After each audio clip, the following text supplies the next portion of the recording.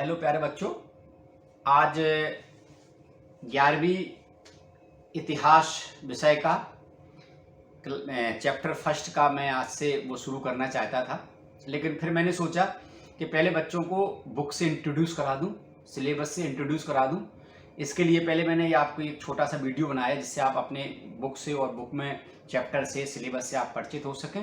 तो मैं डॉक्टर संजीव बिथरिया आप सभी का स्वागत करता हूं और आपको नए सेशन की आपको बहुत सारी शुभकामनाएं देता हूं और 10वीं में आप पास होके आए उसके लिए आपको बहुत सारी बधाइयाँ।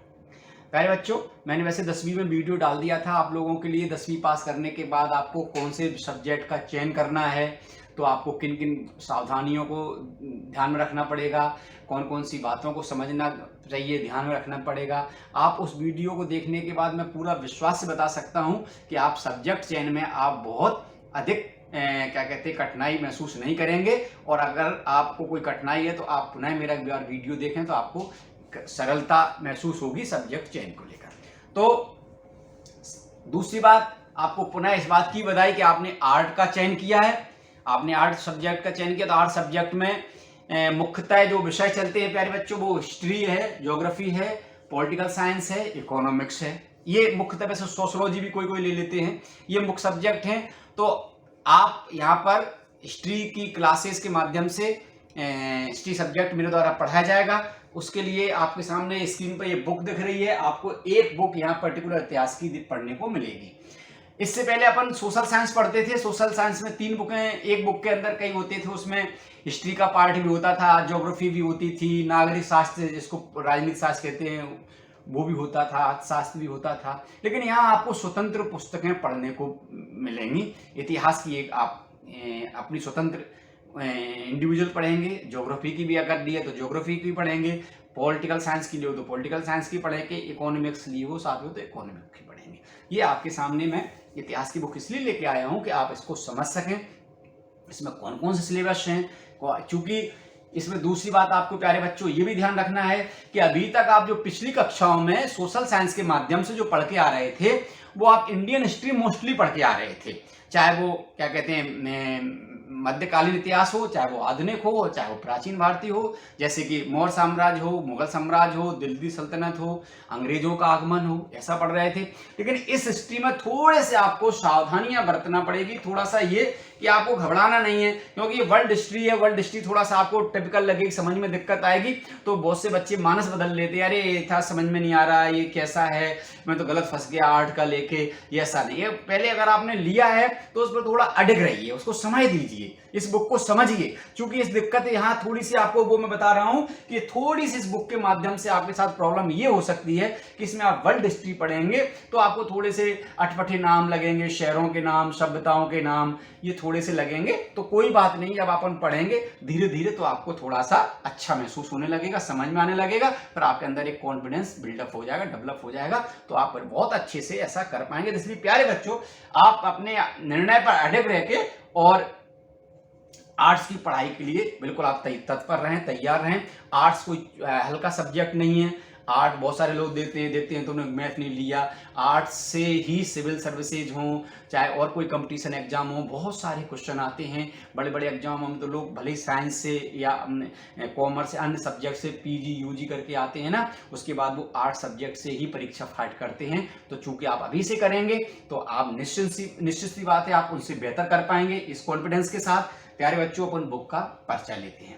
सबसे पहले अगर इस बुक की बात करेंगे तो इस बुक में जो अगर अध्यायों की बात करें, सिलेबस की बात करें, तो इसमें सबसे पहले जो अध्याय है, देखो अगर आपको यहां से दिख रहा है तो समय की शुरुआत से पहला पार्ट है।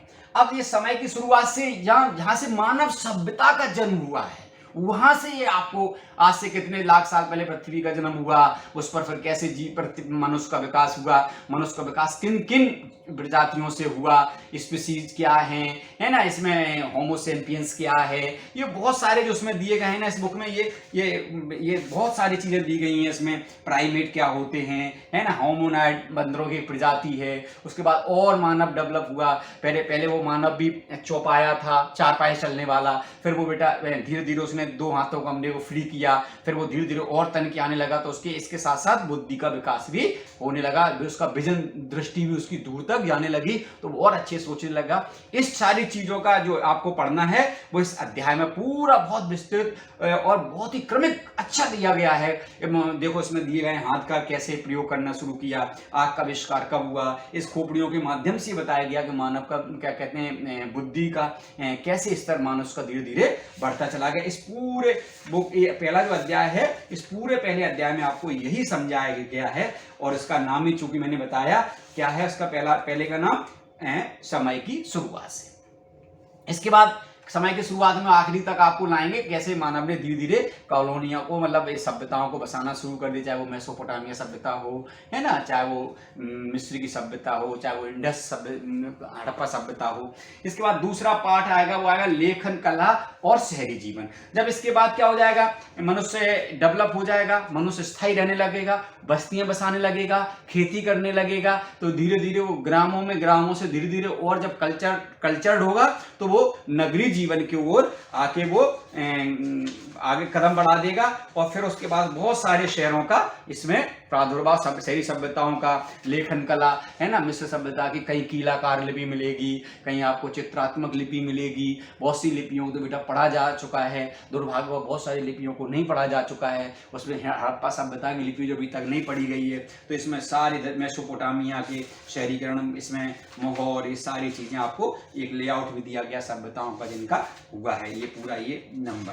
फिर इसके बाद अगर तीसरे अध्याय की बात करें प्यारे बच्चों, तो तीसरे अध्याय का नाम है ना, 3 महाद्वीपों में फैला हुआ साम्राज्य। 3 महाद्वीपों में मेसोपोटामिया, ये सब है ना, ये 3 महाद्वीपों में फैला हुआ साम्राज्य है। इसमें पूरा रोमन साम्राज्य के बारे में अपन पढ़ेंगे। रोमन साम्राज्य विश्व का सबसे विस्तृत साम्राज्य में उस समय अपने चरम पर हुआ करता था। उसमें इसकी 2 राजधानियां इसकी बनाना पड़ती थी। उसके बाद इस सभ्यता का विघटन हुआ, कैसे हुआ, विघटन के बाद उसका स्वरूप कैसे हुआ, इसके जो रूल में उसके अंदर शासक क्षेत्र थे उनके, तो उसके बाद फिर कहा जाएगा फिर इस्लाम का उदय और विस्तार।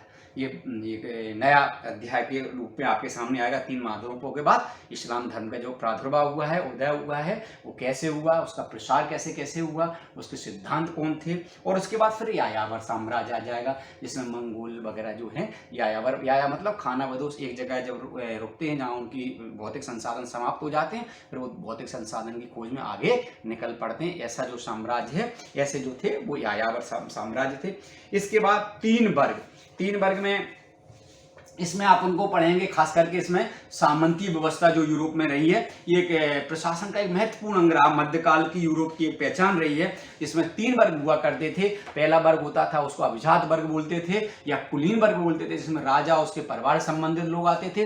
दूसरा वर्ग होता है प्यारे बच्चों, उसमें पादरी वर्ग आता था। और 3वां जनसामान्य वर्ग, जो कुलीन और पादरी के बाद छोड़कर जो नया वर्ग, एक तीसरा वर्ग होता था, उसमें सारे लोग आ जाते, चाहे वो कारीगर हों, चाहे वो मजदूर हों, चाहे वो श्रमिक हों, चाहे वो व्यापारी हों, चाहे वो वकील हों, चाहे कुछ भी हों, ये तीसरा वर्ग आ जाता है। इनमें आपस में बहुत फिर मतभेद हुए, लड़ाइयाँ हुई, क्योंकि 2 वर्ग ये सुविधा संपन्न वर्ग थे। इसका सारा का सारा राज्य की अर्थव्यवस्था का संचालन करने का भार तीसरे वर्ग पे था। और धीरे धीरे सभ्यता का, सामंतीय सभ्यता का धीरे धीरे रूप से पतन होने लगा। और उसी का एक बहुत बड़ा जो है, उसमें जो 9th में अब शुरू हुआ है नया चैप्टर, वो फ्रांसीसी क्रांति इसी से रिलेटेड रही है।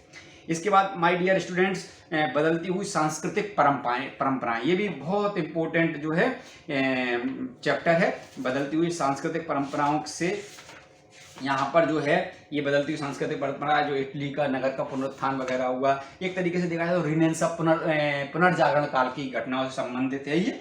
और इसमें बहुत सारे खोजें हुई, चाहे वो वास्तुकला के क्षेत्र में हो, चाहे वो लेखन कला के क्षेत्र में हो, चाहे वो कृषि के क्षेत्र में हो, है ना। ये इसके सारे में देखो, यहाँ मुद्रित वस्तुएं सबसे पहले लिखी नहीं जाती थी। पहले आप देखते थे छाल वगैरह पर पुस्तकें बनती थी। उस प्रकार के इस पार्ट में अपन को ये पढ़ना है। इसके बाद आएगा संस्कृतियों का टकराव। जो संस्कृतियों का टकराव, जब ये डेवलप हो जाएंगे, फिर आपस में इनके एक दूसरे से मतभेद होंगे, है ना। तो ये संस्कृतियों का टकराव है।